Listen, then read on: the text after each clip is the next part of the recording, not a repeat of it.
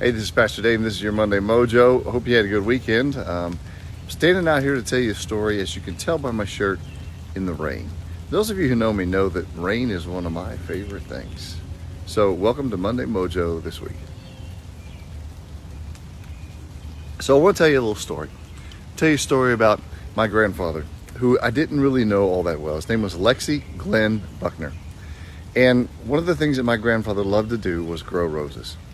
And he had a small, modest home in Bloomington, but around his home he had over 80 rose bushes. And at one time, the Bloomington Herald Telephone came out to do a story on Glenn and his rose bushes. So they wanted to find out, kind of what was his secret.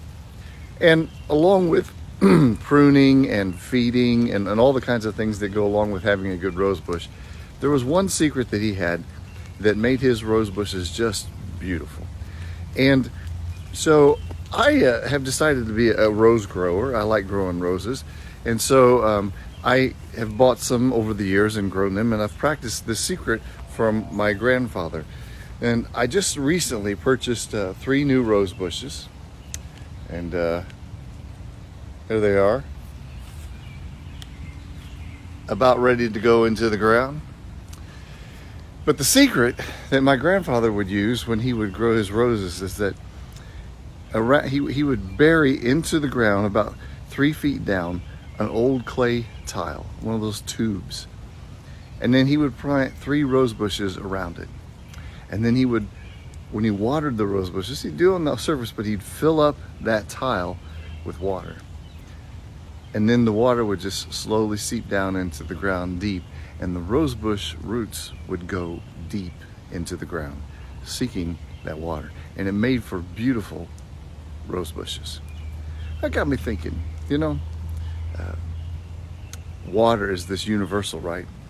We can live without food for so many days, but we really can't live without water. And water is also this spiritual image.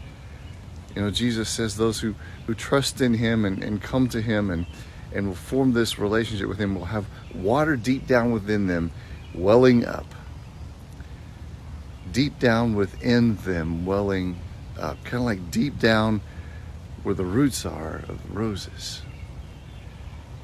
So it seems to me that if we want to have flourishing lives that, like the people in Bloomington thought about my grandfather's roses, were beautiful and gorgeous and wanted to know why, it might be just as simple as making sure that the roots go deep and that there's lots of water there. So we could send our roots, our faith roots, deep into the place where Christ says there's a well that is him that would well up within us. Anyway, that's my thought on this rainy Monday morning here in Indiana. Hope you have a good week.